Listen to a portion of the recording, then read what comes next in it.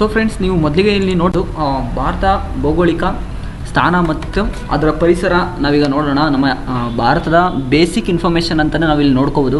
So ಈ ಒಂದು geography ಓದೋರಿಗೆಲ್ಲ, ಈ ಒಂದು ಎಕ್ಸಾಮ್ ಬರೆಯೋರಿಗೆ ಇದೊಂದು ಬೇಸಿಕ್ ಇನ್ಫಾರ್ಮೇಷನ್ ಜಿಯೋಗ್ರಫಿ ಸಬ್ಜೆಕ್ಟ್ಗೆ ಅಂತ ನಾವು ತೊಗೊಂಡಲ್ಲಿ ಭಾರತ ಅಂತ ಗೊತ್ತಿರಬೇಕಾಗಿರೋಂಥ ಏನೇನು ಜಿಯೋಗ್ರಫಿ ಸಂಬಂಧಪಟ್ಟಂಗೆ, ಭೂಗೋಳಶಾಸ್ತ್ರ ಸಂಬಂಧಪಟ್ಟಂಗೆ ಯಾವ್ಯಾವ ಪಾಯಿಂಟ್ಸ್ ನಾವು ತಿಳ್ಕೊಬೇಕು ಅನ್ನೋದನ್ನ ಈ ಒಂದು ಬೇಸಿಕ್ ಚಾಪ್ಟರ್ ಅಂತಲೇ ನಾವು ಹೇಳ್ಬೋದು. ಇದೊಂದು ನಾವು ತಿಳ್ಕೊಂಡ್ರೆ ತುಂಬಾ ಯೂಸ್ ಆಗುತ್ತೆ ಫ್ರೆಂಡ್ಸ್. ಸೊ ಮುಂದೆ ನಾವು ತಿಳ್ಕೊಳ್ತಾ ಹೋಗೋಣ ಬನ್ನಿ ಫ್ರೆಂಡ್ಸ್. ಸೊ ಭಾರತ ಭೌಗೋಳಿಕ ಸ್ಥಾನ ಮತ್ತು ಅದರ ಪರಿಸರ. ಸೊ 21ನೇ ಶತಮಾನದಲ್ಲಿ, ಸೊ ಫ್ರೆಂಡ್ಸ್ ನಾನಲ್ಲಿ ನೀವು ಪಾಸ್ ಮಾಡೋ ಮುಖಾಂತರ ನೀವು ಇಲ್ಲಿ ಓದ್ಕೋಬೋದು. ಸೊ ಪಾಸ್ ಮಾಡ್ಕೊತ ಅಲ್ಲಿ ನೋಟ್ಸ್ ಬರ್ತಾ ಇರುತ್ತೆ, ಅದನ್ನು ಕೂಡ ನೀವು ನೋಡ್ಕೊಳ್ಳಿ. ನಾನು ಇದರಲ್ಲಿ ಇಂಡಿಯಾ ಮ್ಯಾಪು, ವರ್ಲ್ಡ್ ಮ್ಯಾಪ್ ಬಗ್ಗೆನೂ ಕೂಡ ಎಕ್ಸ್ಪ್ಲೈನ್ ಮಾಡಿದ್ದೀನಿ. ಸೊ ಕೆಲವೊಂದು ಕಡೆ ಅದೇನಾದರೂ ಅಡ್ಜಸ್ಟ್ ಆಗಿಲ್ಲ ಅಂದರೆ ನೀವು ಪಾಸ್ ಮಾಡೋ ಮುಖಾಂತರ ಕೂಡ ನೀವು ನೋಡ್ಕೋಬೋದು ಫ್ರೆಂಡ್ಸ್. ಸೊ ಬನ್ನಿ ಫ್ರೆಂಡ್ಸ್, ನಾನೀಗ ಎಕ್ಸ್ಪ್ಲೈನ್ ಮಾಡ್ತೀನಿ. ಸೊ 21ನೇ ಶತಮಾನದಲ್ಲಿ ಭಾರತವು ಪ್ರಪಂಚದ ಪ್ರಮುಖ ಭೌಗೋಳಿಕ ಸಾಂಸ್ಕೃತಿಕ ರಾಷ್ಟ್ರವಾಗಿದೆ. ಸೊ ನೀವಿಲ್ಲಿ ನೋಡ್ತಾ ಇರ್ಬೋದು, 21ನೇ ಶತಮಾನದಲ್ಲಿ ಭಾರತ ಒಂದು ಈಗ ಒಳ್ಳೆಯ ಸ್ಥಾನಮಾನ ಪಡೆದಿದೆ ಅಂತಲೇ ಹೇಳ್ತಾ ಇದ್ದಾರೆ ಐತಿಹಾಸಿಕವಾಗಿ. ಸೊ ಭಾರತ ಒಂದು ಉಪಖಂಡ, ಇದೊಂದು ಮೇಯ್ನು. ಭಾರತ ಒಂದು ಉಪಖಂಡವಾಗಿದೆ. ಸೊ ಇದನ್ನು ಹಿಂದೂಸ್ತಾನ್ ಅಂತಲೂ ಕರೀತಾರೆ. ಸೊ ಇದಾದಮೇಲೆ ಭಾರತದ ಒಂದು ಪರ್ಯಾಯ ದ್ವೀಪ ಅಂತಲೂ ಕರೀತಾರೆ ಭಾರತನ. ಸೊ ಪರ್ಯಾಯ ದ್ವೀಪ ಅಂತ ಏನಪ್ಪ ಅಂತ ನಾವು ಮುಂದೆ ನೋಡೋಣ. ಸೊ ಇದಾದಮೇಲೆ ನಮ್ಮ ಒಂದು ಭಾರತದ ಒಂದು ಸ್ಲೋಗನ್ ಇದೆ ಫ್ರೆಂಡ್ಸ್. ಏನಪ್ಪ ಅಂದರೆ ಒಂದು ಜನಪ್ರಿಯವಾಗಿದೆ. ವೈವಿಧ್ಯತೆಯಲ್ಲಿ ಏಕತೆ ಹೊಂದಿರುವಂತಹ ನಾಡು ಯಾವುದಂತ ಕೇಳಿದ್ರೆ ಭಾರತ. ಸೊ ಅವರು 1 ಮಾರ್ಕ್ಸ್ ಕ್ವೆಶನ್ ಎಲ್ಲಿ ಬೇಕಾದ್ರೂ ತೆಗಿತಾರೆ, ಏನು ಕತೆ ಅಂತ ಯಾರಿಗೂ ಗೊತ್ತಾಗಲ್ಲ. ಸೊ ಪ್ರತಿಯೊಂದನ್ನು ನಾವು ಓದ್ಕೊಂಡು ಹೋಗೋಣ. ಸೊ ನಾವೀಗ ಭಾರತದ ಲಕ್ಷಣಗಳು ನಾವು ನೋಡೋದಾದರೆ, ಭೌಗೋಳಿಕ ಪರಿಸರ ಲಕ್ಷಣಗಳು ನೋಡೋದಾದರೆ, ಉದಾಹರಣೆಗಳು ಉತ್ತರದಲ್ಲಿ ಪರ್ವತಗಳು. ಸೊ ನೀವಿಲ್ಲಿ ವರ್ಲ್ಡ್ ಮ್ಯಾಪ್ ಕೂಡ ನೋಡ್ತಾ ಇದ್ದೀರಾ.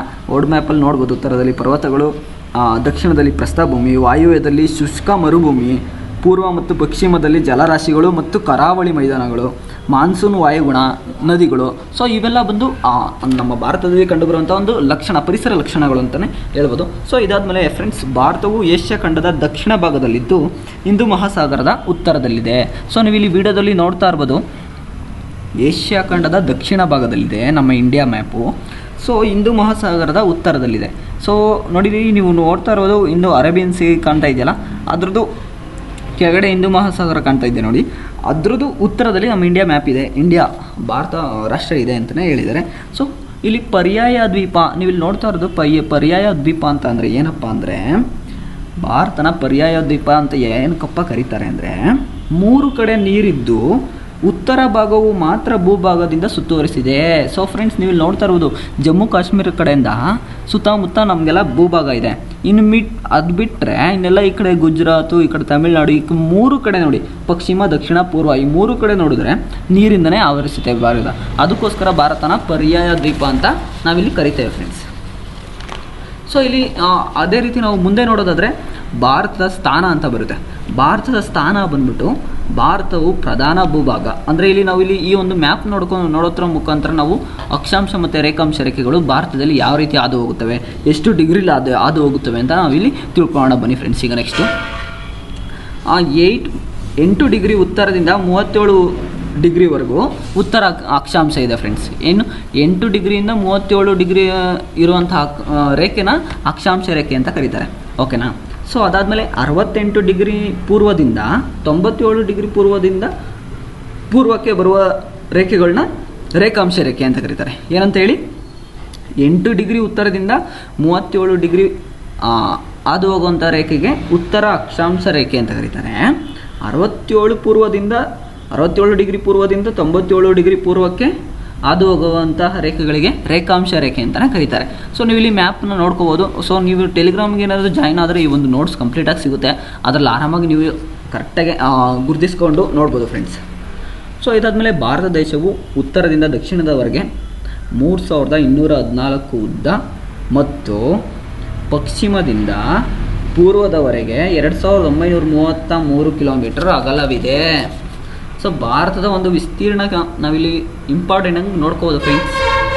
ಭಾರತ ದೇಶದ ಉತ್ತರದಿಂದ ದಕ್ಷಿಣಕ್ಕಿರುವಂತಹ ಉದ್ದ ಬಂದು 3214 ಕಿಲೋಮೀಟ್ರ್ ಇದೆ. ಸೊ ಪಶ್ಚಿಮದಿಂದ ಪೂರ್ವಕ್ಕೆ ಇರೋವಂಥ ಉದ್ದ ಅಂದರೆ, ಪಶ್ಚಿಮ ಮೀನ್ಸ್ ಫಸ್ಟು ಜಮ್ಮು ಕಾಶ್ಮೀರಿಂದ ಕನ್ಯಾಕುಮಾರಿವರೆಗೂ 3214 ಕಿಲೋಮೀಟ್ರ್ ಇದೆ. ಸೊ ಅದಾದಮೇಲೆ ಪಶ್ಚಿಮದಿಂದ ಪೂರ್ವಕ್ಕೆ 2900 ಕಿಲೋಮೀಟ್ರು. ಸೊ ಗುಜರಾತಿಂದ ಈ ಕಡೆ ಅದು ಈ ಕಡೆ ಫುಲ್ಲು ಪೂರ್ವದವರೆಗೆ 2933 ಕಿಲೋಮೀಟ್ರು ಅಗಲವಾಗಿದೆ ಫ್ರೆಂಡ್ಸ್. ಸೊ ಇದಾದಮೇಲೆ ಭಾರತದ ಉತ್ತರ ತುದಿಯನ್ನು ಜಮ್ಮು ಕಾಶ್ಮೀರದ ಇಂದಿರಾ ಕೋಲ್ ಅಥವಾ ಇಂದಿರಾ ಪಾಯಿಂಟ್ ಅಂತ ಕರೀತಾರೆ. ಸೊ ಇದೊಂದು ಮೈನ್ 1 ಮಾರ್ಕ್ಸ್ ಕ್ವಶನ್ನೇ ಆಗಿದೆ ಫ್ರೆಂಡ್ಸ್. ಭಾರತದ ಉತ್ತರ ತುದಿಯನ್ನು ಜಮ್ಮು ಕಾಶ್ಮೀರದ ಉತ್ತರ ತುದಿ, ನಮ್ಮ ಇಂಡಿಯಾದಲ್ಲಿ ಮೇಲಿರೋದು ಜಮ್ಮು ಕಾಶ್ಮೀರ ಅಲ್ವಾ, ಆ ಒಂದು ತುದಿನ ಇಂದಿರಾ ಪಾಯಿಂಟ್ ಅಥವಾ ಇಂದಿರಾ ಕೋಲ್ ಅಂತ ಕರಿತೀವಿ. ಸೊ ಅದೇ ರೀತಿ ದಕ್ಷಿಣ ತುದಿ, ಪ್ರಧಾನ ಭೂಭಾಗ ಆಗಿರುವಂಥ ಕೆಳಗಡೆ, ಫುಲ್ಲು ಕೆಳಗಡೆ ನಾವು ಬಂದರೆ ದಕ್ಷಿಣದಲ್ಲಿ, ಸೊ ತಮಿಳುನಾಡಿನ ಕನ್ಯಾಕುಮಾರಿ ತಮಿಳುನಾಡು ಅಂತ ಇರುವಂಥ ಕನ್ಯಾಕುಮಾರಿನ ಎಂಡಲ್ವ ನಮ್ಮ ಭೂಭಾಗ. ಸೊ ಅದನ್ನು ಕನ್ಯಾಕುಮಾರಿ ಅಥವಾ ಇನ್ನೊಂದು ಕನ್ಯಾಕುಮಾರಿಗೆ ಹೆಸರು ಇರೋದು ಏನಪ್ಪ ಅಂತಂದರೆ ಕೇಫ್ ಕ್ಯಾಮರಿನ್ ಅಂತಲೂ ಕೂಡ ಕರೀತಾರೆ. ಸೊ ಅದಾದಮೇಲೆ ಫ್ರೆಂಡ್ಸ್ ದಕ್ಷಿಣ ತುದಿನ ಇನ್ನೊಂದು ಹೆಸರು ಕೂಡ ಕರೀತಾರೆ, ಪ್ರಾಂತೀಯ ಗಡಿ ಅಂತಲೂ ಕೂಡ ದಕ್ಷಿಣ ತುದಿನ ಕರೀತಾರೆ ಫ್ರೆಂಡ್ಸ್. ಸೊ ಇದೆಲ್ಲ ತುಂಬಾ ಬೇಸಿಕ್ ಇನ್ಫಾರ್ಮೇಷನ್ ಅಂತ ನಾನು ಹೇಳ್ತಾ ಇದ್ದೀನಲ್ಲ, ಪ್ರಥಮ ಪಿ ಯು ಸಿಲಿ ಜಿಯೋಗ್ರಫಿಲಿ ಇರುವಂತಹ ಬೇಸಿಕ್ ಇನ್ಫಾರ್ಮೇಷನ್, ನಮ್ಮ ಇಂಡಿಯಾ ಬಗ್ಗೆ ತಿಳ್ಕೊಳ್ಳೇಬೇಕಾಗಿರುವಂತಹ ಒಂದು ಬೇಸಿಕ್ ಇನ್ಫಾರ್ಮೇಷನ್ ಅಂತಲೇ ಹೇಳ್ತಾ ಇದ್ದೀನಿ. ಸೊ ಇದೇ ರೀತಿ ದೇಶದ ಪಶ್ಚಿಮ ಮತ್ತು ಪೂರ್ವದ ಗಡಿಗಳು ನಾವು ನೋಡೋದಾದರೆ ಫ್ರೆಂಡ್ಸ್, ಈಗ ದೇಶದಲ್ಲಿ ಪಶ್ಚಿಮ ಮತ್ತು ಪೂರ್ವಕ್ಕೆ ಏನೇನಿದೆ, ಗುಜರಾತ್ನ ಸರ್ಕ್ರಿಕ್, ಪಶ್ಚಿಮದಲ್ಲಿ ಏನಿದೆ ಗುಜರಾತ್ನ ಸರ್ಕ್ರಿಕ್ ಅಥವಾ ರಾಣಾ ಆಫ್ ಕಚ್ ಅಂತ ಕರೀತಾರೆ. ಸೊ ಉತ್ತರಕ್ಕೆ ಇಂದಿರಾ ಪಾಯಿಂಟು ಜಮ್ಮು ಕಾಶ್ಮೀರಲ್ಲಿದೆ, ದಕ್ಷಿಣಕ್ಕೆ ಕನ್ಯಾಕುಮಾರಿ ತಮಿಳುನಾಡಲ್ಲಿದೆ, ಸೊ ಪಶ್ಚಿಮಕ್ಕೆ ಗುಜರಾತಲ್ಲಿದೆ, ಸರ್ಕ್ರಿಕ್ ಅಥವಾ ರಾಣಾ ಆಫ್ ಕಚ್ ಅಂತ ಕರೀತಾರೆ. ಸೊ ಅದಾದಮೇಲೆ ಪೂರ್ವಕ್ಕೆ ಏನಿದೆ ಅರುಣಾಚಲ ಪ್ರದೇಶದ ಲೂಯಿತ್ ಅಥವಾ ಲೋಹಿತ್ ಅಂತ ಕರೀತಾರೆ. ಸೊ ನೀವು ಇಲ್ಲಿ 4 ದಿಕ್ಕನ್ನು ಏನಂತ ಕರೀತಾರೆ ಅಂತ ಅಂದ್ಬಿಟ್ಟು ಆರಾಮಾಗಿ ಈಸಿಯಾಗಿ ಫೈಂಡ್ ಔಟ್ ಮಾಡ್ಬೋದು. ಮತ್ತು ಎಲ್ಲಾದರೂ ಒಂದು ಕಡೆ ಆ ಒಂದು ಶಾರ್ಟ್ ಪಾಯಿಂಟ್ ಮಾಡ್ಕೊಂಡು ಮಡಿಕೊಬಿಡಿ. ಸೊ ಉತ್ತರಕ್ಕೆ ಏನಂತ ಕರೀತಾರೆ, ಜಮ್ಮು ಕಾಶ್ಮೀರದ ಇಂದಿರಾ ಪಾಯಿಂಟ್ ಅಂತ ಕರೀತಾರಾ? ಓಕೆ. ದಕ್ಷಿಣದ ತುದಿಗೆ ಏನಂತ ಕರೀತಾರೆ, ತಮಿಳುನಾಡಿನ ಕನ್ಯಾಕುಮಾರಿ ಅಥವಾ ಕೇಫ್ ಕ್ಯಾಮರಿನ್ ಅಂತ ಕರೀತಾರೆ. ಸೊ ಅದಾದಮೇಲೆ ಪಶ್ಚಿಮಕ್ಕೆ ಏನಂತ ಕರೀತಾರೆ, ಪಶ್ಚಿಮದಲ್ಲಿರುವ ಗುಜರಾತ್ನ ಸರ್ಕ್ರಿಕ್ ಅಥವಾ ರಾಣಾ ಆಫ್ ಕಚ್ ಅಂತ ಕರೀತಾರೆ. ಸೊ ಅದಾದಮೇಲೆ ಪೂರ್ವಕ್ಕೆ ಇರುವಂತಹ ತುದಿನ ಅರುಣಾಚಲ ಪ್ರದೇಶದ ಲೂಯಿತ್ ಅಥವಾ ಲೋಹಿತ್ ಎಂದು ಗುರುತಿಸಲಾಗಿದೆ. ಸೊ ಇದು ತಿಳ್ಕೊಂಡ್ರಲ್ಲ ಫ್ರೆಂಡ್ಸ್. ಸೊ ಇದಾದಮೇಲೆ ನಾವು ಮುಂದೆ ನೋಡೋದಾದರೆ ಭಾರತದ ಮುಖ್ಯ ಭೂಭಾಗವು 6100 ಕಿಲೋಮೀಟರ್ ಉದ್ದವಾದ ಕರಾವಳಿ ತೀರ ಹೊಂದಿದೆ. ಸೊ ಭಾರತದಲ್ಲಿರೋ ಒಂದು ಭೂ ಪ್ರದೇಶ ಏನಿದೆಯೋ, ಭೂಮಿ ಒಂದು ನಾವು ನಡೆದಾಡೋ ಒಂದು ಪ್ರದೇಶ ಏನಿದೆಯೋ ಅದು 6100 ಕಿಲೋಮೀಟರ್ ಕರಾವಳಿ ತೀರನ ಹೊಂದಿದೆಯಂತೆ. ಸೊ ಆದರೆ ದ್ವೀಪಗಳನ್ನು ಒಳಗೊಂಡಂತೆ ಅಂಡಮಾನ್ ಮತ್ತು ನಿಕೋಬಾರ್ ಮತ್ತು ಲಕ್ಷದ್ವೀಪ ಇವೆರಡೂ ಸೇರಿಕೊಂಡ್ರೆ ಟೋಟಲ್ ಕೋಸ್ಟಲ್ ಏರಿಯಾ ಪ್ಲೇಸ್ ಎಷ್ಟಪ್ಪ ಉದ್ದ ಇದೆ ಅಂತಂದರೆ, ಟೋಟಲ್ ಕರಾವಳಿ ತೀರದ ಒಟ್ಟು ಉದ್ದ 7516 ಕಿಲೋಮೀಟ್ರ್ ಬರುತ್ತೆ. ಓಕೆನಾ ಫ್ರೆಂಡ್ಸ್? ಸೊ ಇದು ಕೂಡ ಕರಾವಳಿ ತೀರದ ಕೋಸ್ಟಲ್ ಏರಿಯಾ ಉದ್ದ ಎಷ್ಟಿದೆ ಅಂತಲೂ ಕೂಡ ಕ್ವಶನ್ ಕೇಳ್ಬೋದು. ಓಕೆನಾ? ಕರಾವಳಿ ತೀರದ ಒಟ್ಟು ಉದ್ದ ಎಷ್ಟು, ದ್ವೀಪಗಳು ಒಳಗೊಂಡಂತೆ 7516 ಕಿಲೋಮೀಟ್ರು, ದ್ವೀಪಗಳನ್ನ ಬಿಟ್ಟು ಬರೀ ಭೂಭಾಗ ತೊಗೊಂಡ್ರೆ 6100 ಕಿಲೋಮೀಟ್ರು. ಓಕೆನಾ? ನೀವು ಇಲ್ಲಿ ನೋಡ್ತಾ ಇರ್ಬೋದು, ಈ ಒಂದು ಮ್ಯಾಪಲ್ಲಿ ನಾನು ನಿಮಗೆ ತಿಳಿಸಿದ್ದೇನೆ. ಸೊ ಇದಾದಮೇಲೆ ಫ್ರೆಂಡ್ಸ್ ನಾವು ನೆಕ್ಸ್ಟು ಪ್ರಮುಖ ಮಾಹಿತಿ ಏನಪ್ಪ ಅಂತಂದರೆ, ಭಾರತವು ಹಿಂದೂ ಮಹಾಸಾಗರದ ಉತ್ತರ ತುದಿಯಲ್ಲಿದೆ. ಸೊ ನಿಮಗೆ ಈಗಾಗಲೇ ಗೊತ್ತು, ಭಾರತವು ಹಿಂದೂ ಮಹಾಸಾಗರದ ಉತ್ತರ ತುದಿಯಲ್ಲಿದೆ. ನೀವು ಇಲ್ಲಿ ನೋಡ್ತಾ ಇದ್ದೀರಾ ಮ್ಯಾಪಲ್ಲಿ, ಹಿಂದೂ ಮಹಾಸಾಗರದ ಉತ್ತರ ತುದಿಯಲ್ಲಿದೆ. ಪಶ್ಚಿಮದಲ್ಲಿ ಅರಬ್ಬಿ ಸಮುದ್ರ. ಸೊ ಈ ಕಡೆ ಪಶ್ಚಿಮದಲ್ಲಿ ಬಂದರೆ ನೀವು ಇಲ್ಲಿ ಝೂಮ್ ಮಾಡುವ ಮುಖಾಂತರ ಈ ಒಂದು ವಿಡಿಯೋದಲ್ಲಿ ನೀವು ನೋಡುವುದು ಪಶ್ಚಿಮದಲ್ಲಿ ಅರಬ್ಬಿ ಸಮುದ್ರ, ದಕ್ಷಿಣದಲ್ಲಿ ಹಿಂದೂ ಮಹಾಸಾಗರ ಇದೆ. ಈ ಕಡೆ ದಕ್ಷಿಣದಲ್ಲಿ ಕೆಳಗಡೆ ನೀವು ಇಲ್ಲಿ ನೋಡ್ತಾ ಇರ್ಬೋದು ಫುಲ್ಲು ಹಿಂದೂ ಮಹಾಸಾಗರ ಅಂತಿದೆ. ಪೂರ್ವದಲ್ಲಿ ಬಂಗಾಳ ಕೊಲ್ಲಿಗಳಿಂದ ಸುತ್ತುವರಿದಿದೆ. ಪೂರ್ವಕ್ಕೆ ಇರೋದು ಬಂಗಾಳ ಕೊಲ್ಲಿ, ಬೇ ಆಫ್ ಬೆಂಗಾಲ್ ಅಂತ ಇಲ್ಲಿ ಕಾಣ್ತಾ ಇದೆಯಲ್ಲ ನೀವು ವಿಡಿಯೋದಲ್ಲಿ, ಬೇ ಆಫ್ ಬೆಂಗಾಲ್ ಇದೆ. ಸೊ ಉತ್ತರದಲ್ಲಿ ಏನಿದೆ, ನಾನು ಹೇಳಿದ್ನಲ್ಲ ಉತ್ತರದಲ್ಲಿ ಭೂಭಾಗವಿದೆ. ಭೂಭಾಗ ಅಂದರೆ ನಮಗೆ ಹತ್ರ ಇರುವಂಥ ರಾಷ್ಟ್ರಗಳು ಯಾವುದೇ ಇದು ಭೂಭಾಗವಿದ್ದು ಚೀನಾ, ನೇಪಾಳ ಮತ್ತು ಭೂತಾನ್ ಮುಂತಾದ ರಾಷ್ಟ್ರಗಳಿಂದ ಸುತ್ತುವರಿದಿದೆ. ಓಕೆನಾ ಫ್ರೆಂಡ್ಸ್? ಸೊ ಮುಂತಾದ ರಾಷ್ಟ್ರಗಳಿಂದ ನಾವು ಸುತ್ತುವರೆದಿದ್ದೀವಿ ಅಂತಲೇ ಹೇಳ್ಬೋದು. ಸೊ ನೆಕ್ಸ್ಟು ಇದೊಂದು ಮೇಯ್ನ್ ಏನಪ್ಪ ಅಂತಂದರೆ, ನಾನು ಇಲ್ಲಿ ನೋಡ್ತಾ ಇರೋದು ಭಾರತದ ನಡುವೆ ಹಾದು ಹೋಗುವಂಥ ಒಂದು ವೃತ್ತ ಇದೆ, ಮೇಯ್ನು ಕರ್ಕಟಕ ಸಂಕ್ರಾಂತಿ ವೃತ್ತ ಅಂತ ಇದೆ. ಮೇಯ್ನಾಗಿ ಇದೊಂದೇ ಕೇಳೋದು ಫ್ರೆಂಡ್ಸ್, ಕರ್ಕಟಕ ಸಂಕ್ರಾಂತಿ ವೃತ್ತ ಎಷ್ಟು ಡಿಗ್ರಿ ಅಕ್ಷಾಂಶದಲ್ಲಿ ಮತ್ತು ರೇಖಾಂಶದಲ್ಲಿ ಹಾದು ಹೋಗುತ್ತೆ ಅಂತ ಕ್ವಶನ್ ಕೇಳಿದ್ದಾರೆ. ಓಕೆನಾ? ಸೊ ಕರ್ಕಟಕ ಸಂಕ್ರಾಂತಿ ವೃತ್ತ ಬಂದು 23.5 ಡಿಗ್ರಿ ಉತ್ತರ ಅಕ್ಷಾಂಶ. ಸೊ ಅದಾದಮೇಲೆ 82.5 ಡಿಗ್ರಿ ಪೂರ್ವಕ್ಕೆ ರೇಖಾಂಶದಲ್ಲಿ ಹಾದು ಹೋಗುತ್ತೆ. ಸೊ ಅಕ್ಷಾಂಶದಲ್ಲಿ ಉತ್ತರಕ್ಕೆ 21.5 ಡಿಗ್ರಿ ಹಾದು ಹೋಗುತ್ತೆ, ಪೂರ್ವಕ್ಕೆ 82.5 ಡಿಗ್ರಿ ರೇಖಾಂಶ ರೇಖೆ ಹಾದು ಹೋಗುತ್ತೆ. ಸೊ ನಾವೆಲ್ಲ ಟೈಮ್ ಯಾವ ರೀತಿ ಕಂಡುಹಿಡಿತಾರೆ ಅಂತಂದರೆ, ಭಾರತದ ನಿರ್ಧಾರಿತ ಕಾಲಮಾನ ಇಂಡಿಯನ್ ಸ್ಟ್ಯಾಂಡರ್ಡ್ ಟೈಮ್ IST ಇದೆರಡು ಕರ್ಕಟಕ ಸಂಕ್ರಾಂತಿ ವೃತ್ತ ಹಾದು ಹೋಗೋದ್ರ ಮೇಲೆ ನಮಗೆ ಟೈಮ್ ಝೋನ್ ಅನ್ನೋದು ಗೊತ್ತಾಗೋದು. ಓಕೆನಾ ಫ್ರೆಂಡ್ಸ್, ಈ ಒಂದು ಎರಡೂ ರೇಖೆಗಳು ಅಕ್ಷಾಂಶ ಮತ್ತು ರೇಖಾಂಶ ರೇಖೆಗಳು ಎರಡು ಹಾದು ಹೋಗೋದ್ರ ಮುಖಾಂತರನೇ ನಮಗೆ ಟೈಮ್ ಝೋನ್ ಏನಪ್ಪ ಇದೆ ಅಂತ ಅಂದ್ಬಿಟ್ಟು ಗೊತ್ತಾಗೋದು. ಇದೆಲ್ಲ ನಿಮ್ಗೆ ಗೊತ್ತಿರಲಿ. ಅದು ಯಾವ ವೃತ್ತ ಮೇನ್, ಅದಕ್ಕೆ ಕರ್ಕಟಕ ಸಂಕ್ರಾಂತಿ ವೃತ್ತ. ಓಕೆನಾ. ಸೊ ಇದಾದಮೇಲೆ ಭಾರತದ ಟೈಮ್ ಗ್ರೀನ್ವಿಚ್ ವೇಳೆಗಿಂತ 5.5 ಗಂಟೆ ಮುಂದೆ ಇರುತ್ತದೆ. ಸೊ ನಿಮಗೆ ಅಲ್ಲಿ ಕೇಳ್ತಾ ಇರ್ಬೋದು 5.5 ಗಂಟೆ ನಮಗೂ ಮತ್ತು ಗ್ರೀನ್ವಿಚ್ ಮೀನ್ ಟೈಮ್ ಝೋನ್ ಇದೆಯಲ್ಲ ಅದಕ್ಕೂ 5.5 ಗಂಟೆ ಮುಂದೆ ಇದೆ. ಸೊ ಇದಾದಮೇಲೆ ಮುಂದೆ ಇಂಪಾರ್ಟೆಂಟ್ ಪಾಯಿಂಟೇ ನಾವು ನೋಡೋದಾದರೆ ಫ್ರೆಂಡ್ಸ್, ಭಾರತದ ಗಾತ್ರ. ಈ ಒಂದು ಭಾರತದ ಗಾತ್ರ ನಾವು ತಿಳ್ಕೊಂಡ್ರೆ ಇದೊಂದು ಮೈನು ಇಂಪಾರ್ಟೆಂಟ್ ಕ್ವಶನ್ಸು ಇದರಿಂದನೇ ಬರ್ಬೋದು, ಹೇಳೋದಕ್ಕಾಗಲ್ಲ.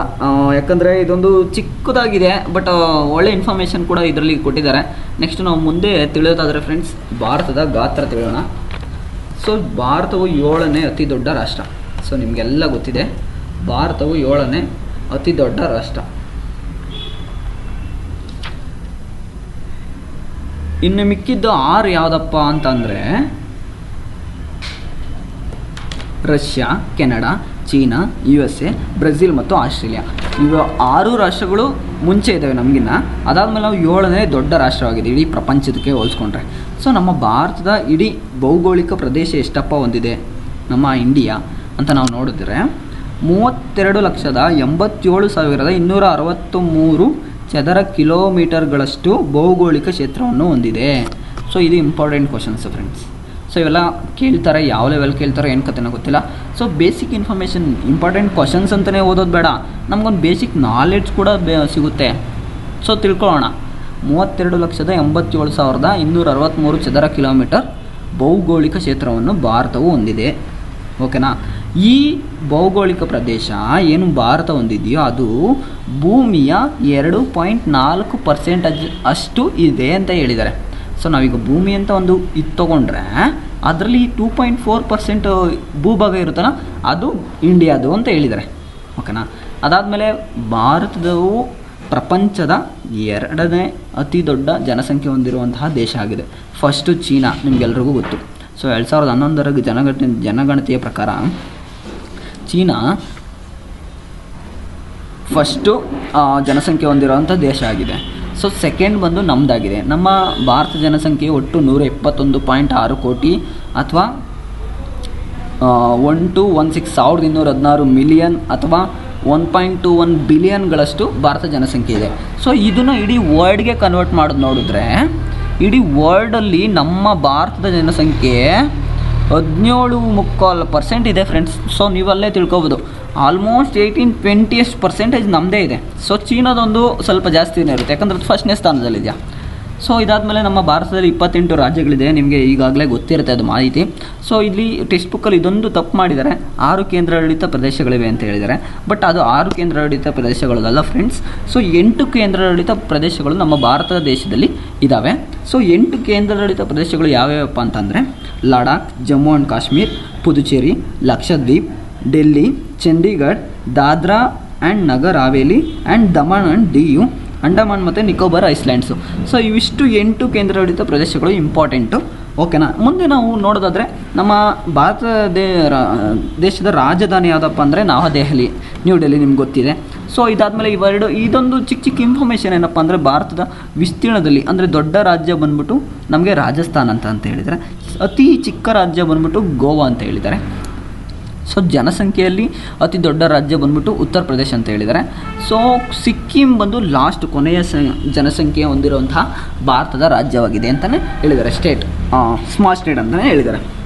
ಸೊ ಇದಾದಮೇಲೆ ಫ್ರೆಂಡ್ಸ್ ನಾವು ಮುಂದೆ ನೋಡೋದು ಮೇರೆಗಳು ಅಂತ ಬಂದರೆ ಭಾರತದ ತುದಿಗಳು, ಗಡಿಗಳು ಅಥವಾ ರೇಖೆಗಳು, ಸೀಮಾ ರೇಖೆಗಳು.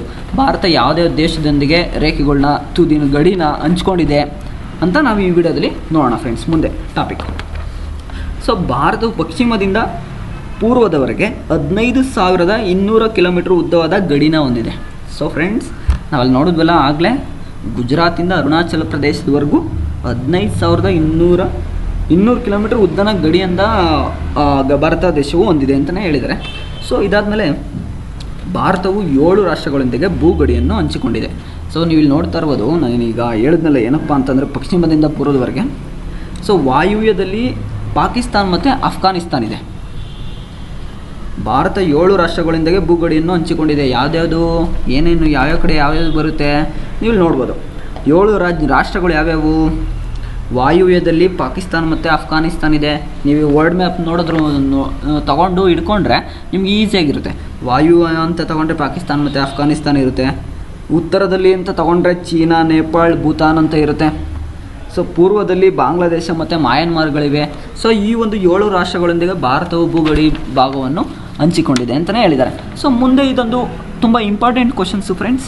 ಈ ಒಂದು ಕ್ವಶನ್ಸ್ನ ನಾನು FTA, SDA, group C exams ತುಂಬ ಕ್ವಶನ್ಸಲ್ಲಿ ಈ ಒಂದು ನೆರೆಹೊರೆಯ ರಾಷ್ಟ್ರಗಳ ನಡುವೆ ಭಾರತದ ಗಡಿ ರೇಖೆಗಳು ಹಂಚಿಕೊಂಡಿರುವಂತಹ ಯಾವ್ಯಾವುದು ನೆರೆಹೊರೆಯ ರಾಷ್ಟ್ರಗಳ ನಡುವೆ ಭಾರತವು ಎಷ್ಟು ಕಿಲೋಮೀಟರ್ ಗಡಿ ರೇಖೆನ ಹೊಂದಿದೆ ಅಂತ ಅಂದ್ಬಿಟ್ಟು ತುಂಬ ಕ್ವಶನ್ಸ್ ಕೇಳಿದ್ದಾರೆ. ರ್ಯಾಡ್ಕ್ಲಿಫ್ ರೇಖೆ ಅಂತ ಇದೆಯಲ್ಲ, ಅದ್ರದ್ದು ಮೊನ್ನೆ ರೀಸೆಂಟಾಗಿ ಯಾವುದೋ ಒಂದು ಎಕ್ಸಾಮ್ ಆಯಿತು, PC ಎಕ್ಸಾಮ್ಸ್, ಯಾವುದೋ ಗ್ರೂಪ್ ಸಿ ಎಕ್ಸಾಮ್ಸಲ್ಲಿ, ಅದರಲ್ಲೂ ಕೂಡ ಕೇಳಿದ್ದಾರೆ. ಇದೊಂದು ಪಾಯಿಂಟ್ ಮಾತ್ರ ತುಂಬ ಇಂಪಾರ್ಟೆಂಟು.